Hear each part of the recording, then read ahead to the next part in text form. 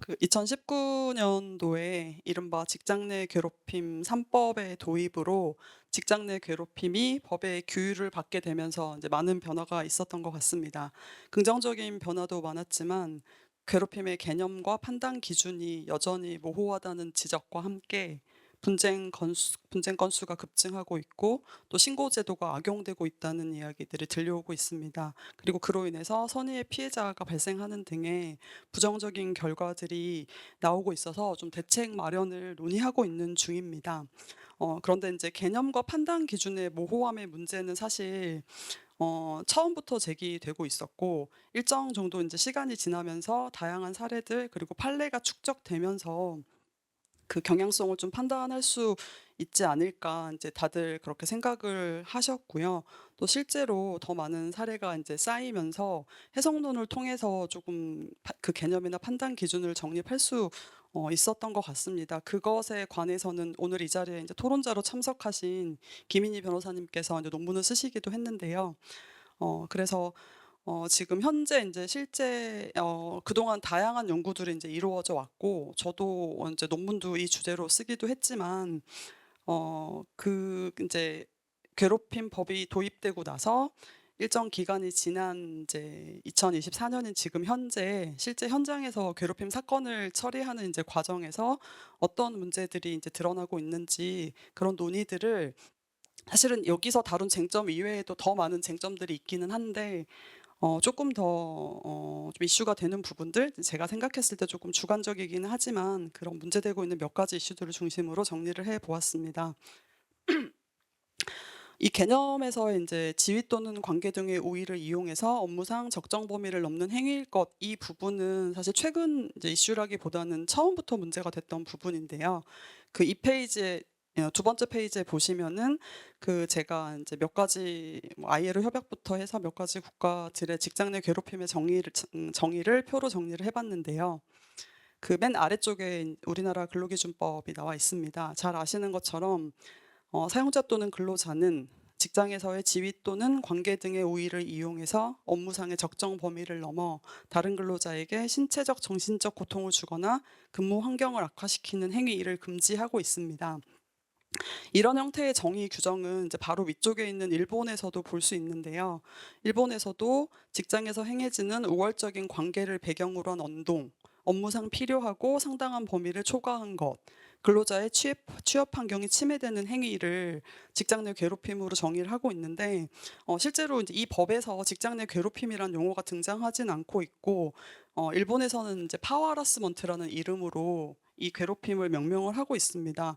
그 이름에서 알 수 있듯이 그 파워라는 개념 자체가 기본적으로 우월적인 관계를 전제를 하고 있다는 점이 아마도 이 규정이 만들어지게 된 배경이 아닐까 싶은데요. 그런데 이제 일본과 우리나라와 달리 바로 위로 이제 보시면 캐나다 이제 퀘벡주 그리고 프랑스의 노동법전에서의 규정을 보면 이 국가들에서는 이제 정신적인 괴롭힘 혹은 심리적인 괴롭힘이라고 번역을 할 수 있는 용어를 사용하고 있는데요. 우리나라처럼 뭐 직장 내 괴롭힘이란 용어가 아니라 정신적인 괴롭힘, 심리적인 괴롭힘이라는 용어를 사용하고 있습니다.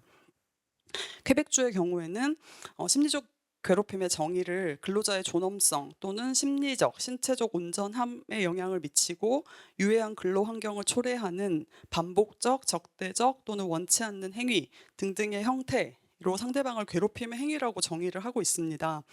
그 후단의 이제 문장을 보시면 반복적인 것을 요구를 하고 있지만 본문에서 요구를 하고 있지만 지속적으로 해로운 영향을 미치는 행위가 한 번이라도 심각하게 발생하면 심리적 괴롭힘에 해당할 수 있다라는 이제 규정을 두고 있습니다. 프랑스 노동법전도 캐나다 퀘벡주와 많이 비슷한데 여기서도 이제 반복적인 행위일 것을 요구를 하고 있습니다. 그런데 이제 뭐 한 번의 경우에 대한 언급은 없지만 어쨌든 우리나라나 일본처럼 우월적인 관계라든가 업무상의 적정 범위라든가 하는 용어는 없습니다. 그리고 ILO 협약 같은 경우는 가장 넓게 괴롭힘을 정의하고 있는데요. 어떤 일회적 반복적인 행위인지 여부는 상관없이 신체적, 정신적, 성적, 나아가서 경제적 위해를 목적으로 하거나 그런 행위를 발생하게 하거나 발생할 가능성이 있는 행위들을 규율을 하고 있습니다. 그 3 페이지로 인제 넘어가시면 괴롭힘의 개념을 정의하는 내용은 제가 지금 여기에 몇 개 국가만 정리를 했는데 이 이외의 어떤 괴롭힘의 정의를 보더라도 쪼금씩 이제 국가들이 동일하지는 않은데 일본과 우리나라의 그 두 개의 어떤 개념적인 요소는 사실 좀 특수하다고 생각을 했습니다. 그래서 이 요건으로 인해서 직장에서의 지위나 관계 등의 오의를 이용하지 않거나 업무상 적정 범위를 넘은 것으로 보기 어려운 경우에는 괴롭힘이 이제 부정이 될 수 있는데요. 이 두 가지 요건은 개인 간의 갈등과 직장 내 괴롭힘을 구분하는 기준이 되기도 하지만 오히려 이 요건이 좀 괴롭힘의 판단을 복잡하게 만드는 측면이 있는가 생각을 했습니다. 그래서 인제 하급심 판례를 분석한 이제 김인희 변호사님 논문에 따르면 지위 또는 관계 오의에 대해서 좀 어느 정도 경향성이 좀 나왔는데 먼저 보시면 방과로 1 에서 보시면 사업장 내에서의 직급 체계 안에서는 우위 관계가 있지만 부서가 다르다거나 직접적인 지도 감독이 없는 경우에는 뭐 상급자라고 해서 반드시 그 우위성이 인정되는 것은 아니고 피해자의 업무와 인사에 영향을 미칠 수 있거나 사실상 지휘 감독 권한이 있는지를 살펴봐야 한다라고 했고요. 지위 우위는 없지만 업무상 권한과 직장 내 영향력, 근무 경력이나 연령 등을 이용해서 관계에서 우위를 차지하는 경우에는 하급자더라도 이제 괴롭힘이 성립할 수 있다고 보았습니다. 그런데 이제 지위 또는 관계 우위가 없거나 명확하지 않은 경우가 문제되는데 이 인제 이 관련된 해당 판결에서는 그 부분에 대한 판단은 하지 않은 채 인제 괴롭힘을 인정을 했다고 합니다. 어쨌든 이제 좀 뭔가 구체적인 상황을 살펴서 좀 종합적으로 판단하는 경향으로 보입니다. 그리고 이제 업무상 적정 범위와 관련해서는 이제 언어적 괴롭힘, 뭐 대인관계 괴롭힘, 업무적 괴롭힘으로 나눠서 좀 살펴보셨는데 통상 업무 관계에서 수용될 수 있는 범위를 넘어섰는지 이제 언어적 괴롭힘의 경우에는 그리고 두 번째 대인관계의 괴롭힘은 사회적으로 허용될 수 있는 수위 난도를 초과해서 인격권을 침해하는 정도에 이르렀는지 업무적 괴롭힘의 경우에는 이제 본래 업무 범위를 벗어나서 사적인 지시를 이제 한 경우에 역시 사회통념상 용인될 수 있는 범위 내의 행위인지 사적인 영역에서 인제 괴롭힘의 경우에는 관계 우위와 인제 관련되어 있거나 업무와 결부되어 있거나 해서 있거나 인제 피해자 근무 환경에 악영향을 미칠 수 있는 경우들을 인제 기준으로 판단을 하고 있었다고 분석을 하고 계십니다. 신체적 괴롭힘의 경우에는 인제 대체로 업무상 적정 범위를 넘는 행위로서 위법한 행위로 보고 있고 또 업무적 괴롭힘의 경우에도 위법한 업무 지시 또한 추가적인 판단 기준이 없더라도 직장 내 괴롭힘이 성립하는 것으로 이제 볼 수 있습니다. 다만 뭔가 이제 업무상 지시나 피드백에 이제 불만을 가지는 경우들도 있는데 이제 원칙적으로는 사실 괴롭힘이 성립하다고 보기 어려운 이제 여지가 있지만 만약에 그 지시나 피드백 과정에서 폭행이나 폭언이 있어서 사회통념상 용인될 수 있는 수준을 넘어섰다면은 적정 범위를 넘어선 것으로 보고 있었습니다. 그래서 이제 이 두 개의 요건은 개인 간의 갈등이나 어떤 분쟁과 직장 내 괴롭힘을 인제 구별하는 기준으로 작동을 하고 있다라는 인제 평가가 가능할 것으로 보이고 앞으로 이런 기준들이 괴롭힘을 판단할 때 기준이 될 것이라고 저도 김인희 변호사님의 의견에 좀 동의를 하는 바였습니다. 그리고 지속성, 반복성 관련해 가지고 인제 괴롭힘 신고가 너무 많아지다 보니까 이것에 따른 사실 사회적인 비용도 인제 만만치 않게 들고 있다는 것이 이제 현실인데요. 그래서 이제 괴롭힘의 행위 기준과 기간을 정하자는 주장도 제기되고 있습니다. 그래서 이제 한 박사님의 경우에 어떤 우리나라 이제 근로자들에게 좀 어떤 설문조사를 통해서 나온 결과들인데 주 1회 이상의 뭐 반복성 그리고 1 개월에서 3 개월 이상의 지속성 이것을 이제 성립 요건으로 넣자는 주장을 하시고 사실은 이 기준은 이제 외국에서 이제 관련 연구를 했을 때 나오는 이제 횟수라고도 이제 보시면서 어떤 우리나라 근로자들의 집단지성 그리고 외국 전문가들의 어떤 판단들이 어떤 상식적인 기준이라고 하시면서 이것이 이제 법 안으로 규율 안으로 들어와야 된다는 주장을 하고 계시는데요. 이 견해에 대해서는 피해자의 고통을 계량할 수 없는 부분 그리고 이제 실무 위주의 개념 정의에 이제 편중되었다라는 것이고 또 여기서 이제 만약에 지속성, 반복성이 이제 법률 안에서 명시가 되게 되면 또다시 인제 어떤 그 밖의 행위 등의 또 표현이 들어오면서 오히려 애매한 조항이 이제 들어올 수 있다라는 지점을 좀 지적하면서 조금 더 유형별로 이제 분류하고 분석해서 그 판단 기준을 도출하는 노력이 필요한 것이 아닌가라는 이제 반대 의견도 있으셨습니다. 제가 이제 여기서 지금 앞으로 다룰 이슈들에 대해서도 좀 비슷한 입장을 가지고 그 발표문을 작성을 했는데 어떤 결론을 내리기보다는 좀 아마 다들 문제의식을 가지고 계시는 내용일 것 같아서 좀 이 부분들에 대해서 가지고 계시는 생각들을 같이 좀 이야기해보자라는 취지에서 좀 어떤 문제의식을 던지는 정도로 이해를 해주시면 감사하겠습니다. 그리고 이 오남용 문제 이제 뭐 허위 신고라고도 부를 수 있을 것 같고 뭐 부정 신고 뭐 등등 다양한 이제 명칭으로 이름으로 명명을 할 수 있을 것 같은데요. 이 부분들도 역시 이제 어떤 비용적인 사회적인 비용의 측면 그리고 뭐 선의의 피해자라든가 이런 문제들 때문에 이제 규제의 목소리가 높은데요. 이게 이제 업무상 지시로 이제 가능한 행위가 무엇인지 그리고 이제 괴롭힘 어떤 것이 이제 괴롭힘인지 현장에서 좀 판단하기 어려운 측면인데 좀 일단은 지금 현재로서는 충분하게 어떤 직장 내 괴롭힘의 개념이나 정의에 대해서 어떤 사회적인 공감대가 이루어지지 않았다. 그러니까 이루어지고 있는 중이라서 좀 이런 문제가 생기는 측면도 있는 것 같습니다. 그런데 인제 이렇게 인제 문제 삼는 어떤 신고들에 대해서 허위 신고, 부당 신고, 악의적 신고, 부정 신고 사실 이제 이런 단어들의 사전적 의미를 찾아보면은 사실 다 다른 인제 개념을 담고 있는데 어떤 명칭을 그러면은 이렇게 인제 문제 제기를 하고 있는 오남용 신고에 이름을 붙일 것인가도 좀 쉽지 않아 보이는 문제가 있습니다. 인제 한 박사님께서 이 괴롭힘에 대해서 인제 고민을 하시면 허위 신고에 대해서 고민을 하시면서 정의를 좀 하셨는데 직장 내 괴롭힘의 원인이 된 사실관계가 실제 발생하지 않았음에도 불구하고 사용자 또는 다른 근로자를 행위자로 지정해서 사내외의 처리국에 하는 신고라고 정의를 하기도 했는데요. 조사 결과 인제 괴롭힘 사실이 없거나 괴롭힘 사실이 있더라도 그 행위의 불법 부당성의 정도로 봐서 직장 질서를 해칠 정도가 아니라고 판단을 해서 무혐의 종결 처리한 경우는 이것을 이제 허위 신고로 보지는 않고 있습니다. 다만 뭐 하기 싫은 업무를 회피한다거나 뭐 유급 휴가를 사용하기 위해서 혹은 원하는 근무지로 배치 전환을 이유로 괴롭힘 신고를 한다거나 이제 배상 등의 어떤 인사상 또는 금전적 이득을 얻기 위한 목적으로 악용하는 경우를 허위 신고의 목적이 있다라고 인제 보셨는데 이러한 목적이나 의도는 이제 그 허위 신고의 판단 요소로는 이제 볼 수 있을 것 같습니다. 그리고 이런 걸 목적으로 사실 직장 내 괴롭힘 제도가 만들어진 것이 아니라는 데에는 저도 인제 동의를 하고 아마 이걸 부정하시는 분 없을 것 같습니다. 그래서 인제 이런 부분들의 어떤 신고들에 대해서는 좀 대응할 필요가 있기는 한데요. 인제 다들 뭐 동의하시겠지만 괴롭힘이 인정되지 않는다고 해서 그 신고가 인제 허위 신고라고 볼 수는 이제 없는 것이고 다만 이제 좀 피해자가 뭐 착각한다거나 뭐 과장을 했다거나 뭐 과민해서라든가 이런 식의 어떤 신고 즉 이걸 이제 부적절한 신고라고 이름을 붙일 수 있을 것 같은데 이런 부분들은 좀 이제 이 괴롭힘 제도가 좀 안착되는 과정에서 좀 생길 수 있는 부분이라고 생각을 해서요. 그래서 좀 사례라든가 법원 판례 등이 좀 축적이 되면서 이 취지에 대해서 구성원들의 이제 인식이 개선되고 좀 인식이 재고된다면은 좀 해소될 수 있는 부분이 아닌가 좀 뭐 아니할 수도 있는 게 아닌가라는 좀 자기 반성을 계속 하고는 있는데 좀 그런 생각을 해 봤고요.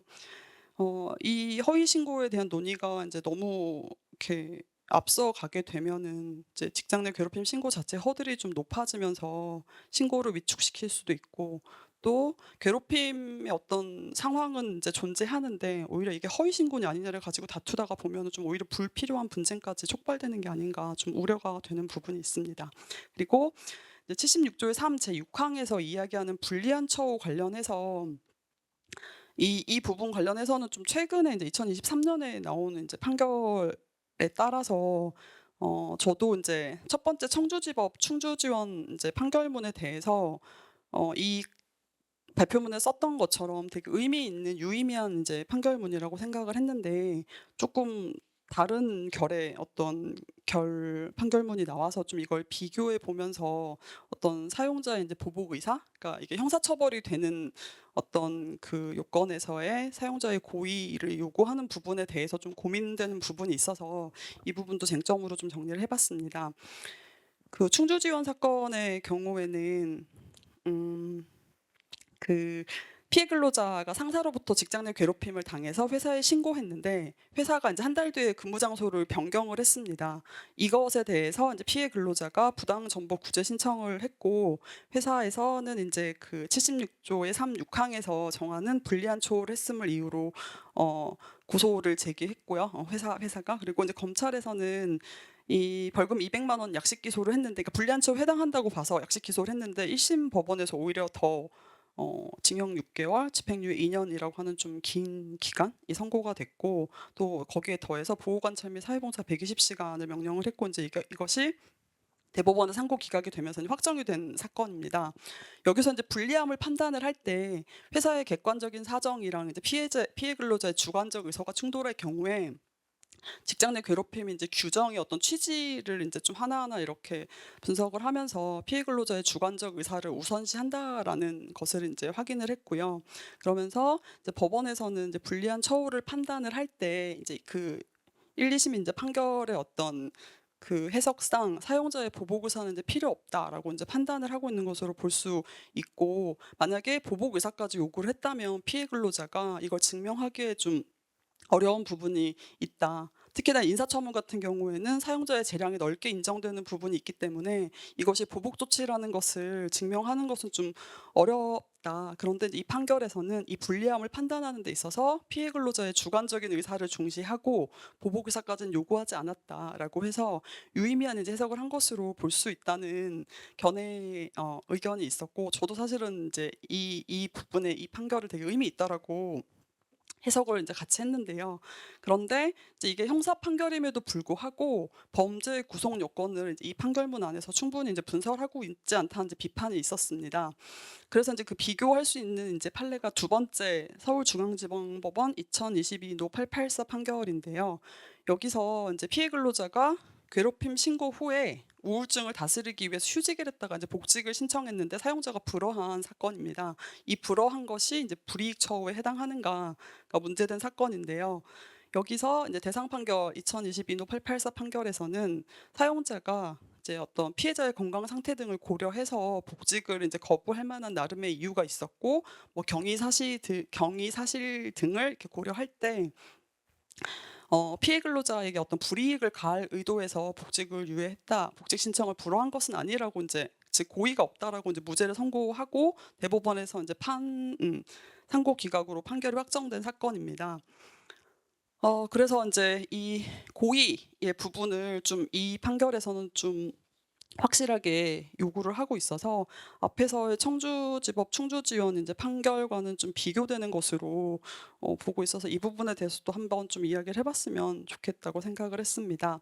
그리고 이제 분쟁 해결 관련돼서는 일단 이제 다들 아시는 것처럼 우리 이제 근로기준법 76조 우리 근로기준법에서는 사업장 내 이제 분쟁 해결을 원칙으로 좀 하고 있는 것으로 보이는데 그 괴롭힘 사건이 이제 발생했을 때 조사 및 적절한 조치 의무를 사용자에게 부과하고 있습니다.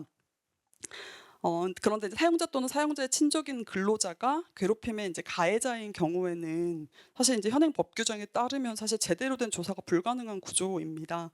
그래서 이제 이 사업장 내 분쟁 해결은 좀 당초부터 어쨌든 사용자에게 그 조사 의무를 맡긴 것이 좀 한계가 좀 당초부터 좀 있었던 것으로 볼 수 있습니다. 이 이제 고용노동부에서 이 괴롭힘 금지 제도의 이제 목적에 대해서 배포한 보도 자료에 따르면 피해자가 원래의 근로 환경에서 근무하도록 원상 회복 하는 것이 이제 이 괴롭힘 금지 제도의 목적이고 사용자가 피해자 보호를 최우선으로 두면서 사안을 객관적으로 조사해서 그 결과에 따라 조치를 취하는 것이 중요하다라고 보고 있는데 어쨌든 이런 한계가 이제 노정된 부분에 대해서는 다른 이제 언급은 없는 거고요. 그리고 이제 직장갑질 129에서 이 부분 관련해서 조사한 내용에 따르면은 따로 이 부분은 읽지 않겠습니다.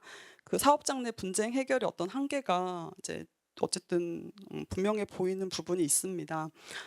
그런데 이제 그 직장 내 괴롭힘 피해 근로자의 경우에는 사업장 내에서 사용자에게 어떤 조치 의무를 이제 요구하는 것이 어려운 경우에는 누구나 이제 노동청에 신고를 할 수 있는데요.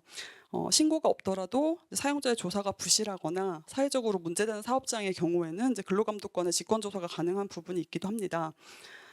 이 이제 시스템을 보면은 직장 내 이제 괴롭힘 사건이 지방고용노동관서에 접수가 되면 근로감독관이 민원인과 상담을 통해서 사건 내용을 파악하고 해결 방안을 모색을 합니다.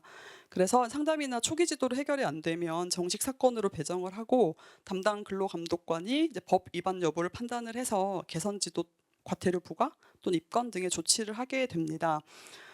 그래서 이 괴롭힘 여부에 대해서 조금 더 이제 명확한 판단을 하기 위해서 고용노동관서별로 외부 전문가가 참여하는 이제 판단 전문위원회도 운영하는 등 많은 노력을 하고 있는 것으로 보이기는 합니다.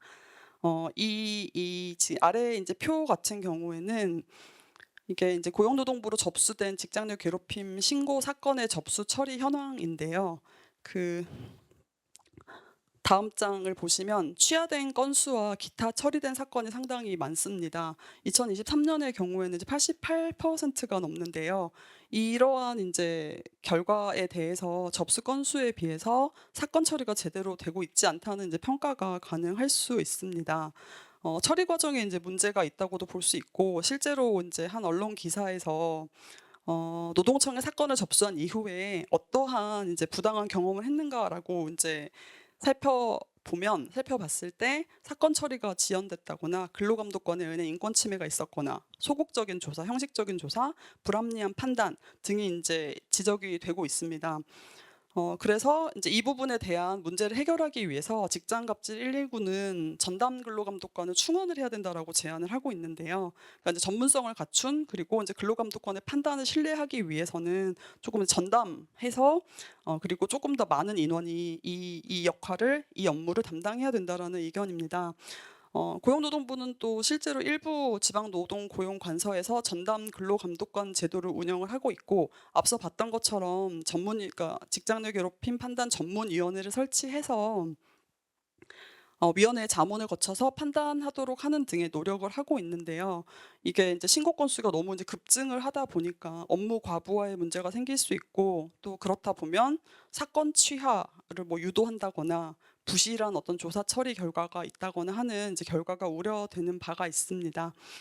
그래서 이게 이제 괴롭힘의 요건이나 이런 판단 기준이 이제 뭔가 모호하다라는 어떤 그런 우려로 인해서 판단자의 전문성과 결과에 대한 신뢰는 이제 매우 중요한데요. 이 부분에 대한 사실 문제의식은 비단 노동부의 어떤 근로감독관에 국한되는 것이 아니라 노동위원회 쪽으로 이제 가더라도 똑같은 문제가 저는 발생할 수 있는 것 같습니다. 그리고 이제 한 가지 이제 이거 관련된 내용을 정리하다 보니까 최근에 이제 하나의 하급심 판례가 좀 눈에 띄었는데, 고용노동부에서 이제 괴롭힘 신고 접수를 받고 조사를 실시했는데 사용자가 조치 의무를 위반한 것으로 이제 판단을 했습니다. 그래서 이제 과태료 부과를 했고, 그런데 이 과태료 부과가 하급심 법원에서 이제 위법하다고 판단이 됐는데, 이 부분에 대해서 이제 그 다운표 안의 내용을 보시면 개선 지도를 했고 이행하지 않았고 시정 지시를 했으나 위반자가, 그러니까 사용자가 시정 조치에 불응했다는 이유로 과태료를 부과한 사실이 인정이 되는데, 그 위반자의 행위는 그러니까 근거 조항으로 명시한 76조의 3 제5항의 위반을 구성하지 않으므로 위반자에게 과태료를 부과할 수 없다고 했습니다. 또한 위반자가 직장 내 괴롭힘 발생 사실을 확인하였음에도 행위자에게 적정한 조치를 취하지 않았다고 하더라도 이것이 법에서 이야기하는 76조 3 제5항에서 이야기하는 것을 위반하지 않았다, 구성하지 않았다. 이것이 이 조문의 이제 문헌이 그 명시하는 바이다. 이 문헌이 이야기하는 바이다라고 이제 판단을 했는데요. 이걸 이제 보면서 고용노동부가 이제 사건을 접수해서 조사를 하고 또 사용자의 적절한 이제 조치 의무가 이제 없는 경우에 일종의 어떤 시정 명령을 했을 때 이것이 현재 이제 법 규정상으로는 근거가 없다라고 이제 보면서, 그렇다면은 뭔가 조치를 이행하지 않은 사용자에 대해서 규제할 수 있는 방법이 없지 않나. 그래서 이제 이 부분에 대해서 조금 더 이제 구속력을 가진 기구에서 이걸 판단할 필요가 있다라고 해서 노동위원회가 필요하다라는 이제 주장으로 이어질 수 있습니다. 노동위원회를 통한 이제 분쟁 해결의 경우에는 뭐 사내 분쟁 해결 절차의 이제 한계나 노동청을 통한 문제 해결의 한계로 인해서 이제 노동위원회라는 새로운 이제 새로운 기구는 아니죠. 노동위원회에서 이걸 이제 판단할 필요가 있지 않나라는 주장이 좀 많이 제기가 되고 있는데요. 이것에 이제 근거가 되는 게 2021년 5월 18일에 이제 남녀고용평등법이 개정이 되면서 직장 내 이제 성희롱 사건, 고용차별 사건의 경우에 노동위원회를 그 구제 기구로 두고 구제 절차 및 구제 명령 등을 신설을 한 것을 좀 참고로 할 수 있을 것 같습니다. 그래서 이제 그 양가로 1의 내용은 보시면 될 것 같고, 이 조항이 이제 성희롱 구제 쪽으로 들어오면서 노동위원회를 통한 구제가 직장 내 성희롱 사건에 이제 도입이 되면서 성희롱에 대해서 이제 벌칙을 부과했던 그동안 좀 소극적 보호에서 벗어나서 사업주가 적절한 조치를 취하지 않거나 성희롱 사실을 신고한 이유로 불이익한 처우를 한 경우에 이제 피해 근로자가 적극적으로 시정을 요구할 수 있고 배상도 받을 수 있다는 좀 긍정적인 개선 효과가 있고, 이것을 이제 직장 내 괴롭힘에도 좀 도입을 하자라는 취지인데요. 노동위원회를 통한 행정적 구제의 어떤 장점은 모두 아시는 것처럼 사법상 구제에 비해서 절차가 간소하고 비용도 들지 않고 분쟁 해결 시간이 적게 들고 또 유연한 구제가 가능하다는 장점이 있습니다. 그래서 노동위원회 외에도 뭐 인권위원회라든가 법원을 통한 소송이라든가 여러 이제 구제 절차를 괴롭힘 사건의 경우에도 이용을 할 수가 있는데, 인권위원회 같은 경우는 강제력이 없다는 점, 또 법원을 통한 소송의 경우에는 비용적인 부담, 입증의 어려움, 또 소송 절차 어떤 경직성 등으로 인해서 신속한 이제 보호나 구제가 좀 어렵다는 한계들이 있고, 또 노동청을 통한 구제의 어떤 한계도 앞서 이제 살펴봤던 것처럼 좀 이런 이제 구제 기구들의 한계들로 인해서 노동위원회를 통한 분쟁 해결을 좀 도모해야 되지 않을까. 저도 그렇게 생각을 했습니다. 다만 앞서서 이제 말씀드린 것처럼 노동위원회를 통한 구제 제도가 도입이 되더라도 전문성이나 그러니까 인력 부족의 문제는 여전할 수 있기 때문에 그 부분들에 대해서 뭐 충분한 예산이라든가 인력 확보, 그리고 전문성을 담보할 수 있는 뭐 교육이라든가 같이 논의되어야 한다는 것은 좀 중요할 것 같습니다. 그래서 네, 그리고 이제 그 노동위원회 어떤 조정 중재 제도, 그리고 어떤 유연한 구제 명령, 다양한 구제 명령 등도 이제 노동위원회를 통한 구제의 장점이 될 수 있을 거라고 생각을 했습니다. 그리고 이제 구제 명령을 이행하지 않을 경우에 또 이행 명령까지 가능한 이제 구조이기 때문에 더더군다나 노동위원회를 통한 좀 구제를 더 고민을 하게 됐고요. 그리고 실제로 여기 이제 적진 않았는데 다른 나라 같은 게 물론 이제 프랑스는 좀 조정 중재 제도가 그렇게 원활하게 잘 이루어지지 않고 있다고 이제 문헌에서 봤는데, 캐나다 같은 경우에는 그런 이제 심판소나 위원회 같은 곳에서 이 문제를 좀 판단을 하는데, 거기에서 이제 조정이나 중재를 경험한 이제 피해 근로자들의 만족도가 되게 높았고, 또 그리고 그 전문가들의 어떤 역량으로 인해서 괴롭힘이 조금 더 잘 해결될 수 있는 부분도 있어서 소송으로 가기 전 단계에서 어떤 행정기구의 역할이 좀 중요하지 않을까, 노동위원회로 나아가기 위한 어떤 근거에는 좀 그런 생각도 있었습니다. 이제 결론 부분에서는 이제 제가 여기서 뭐 다루지 못한 어떤 쟁점들 중에서는 이 괴롭힘 이제 금지 제도가 근로기준법에 규정이 되면서 이제 5인 미만 사업장 같은 경우에 적용이 이제 안 되는 부분들도 있고, 또 그리고 그 예방 교육 같은 경우에 현재 이제 법률적인 근거가 이제 없는 상태이기 때문에 괴롭힘의 어떤 신고 원화명 문제 같은 경우에도 어떤 예방 교육을 통해서 조금은 해소될 수 있는 부분이 있는 것 같거든요. 어쨌든 그 사례들을 충분히 이제 교육을 통해서 알려내는 방법들이 좀 역할을 할 수 있을 것 같은데, 좀 그런 어떤 근거들도 필요한데 이제 여기서는 다루지는 않았습니다. 그래서 이제 저는 이제 이 직장 내 괴롭힘 금지 제도가 누군가를 뭐 처벌하고 그 가해 행위를 한 자를 막 제거하고 이런 것이 이 제도의 이제 목적이나 취지는 아닐 것이라고 생각을 하고, 실제로도 이제 뭐 이게 어떤 당연한 결론, 그러니까 대다수의 의견은 아닐 수도 있겠지만 가해자의 어떤 사과, 진정한 사과를 바라는 경우들도 되게 많았던 것 같아요. 가해자를 처벌하기보다는.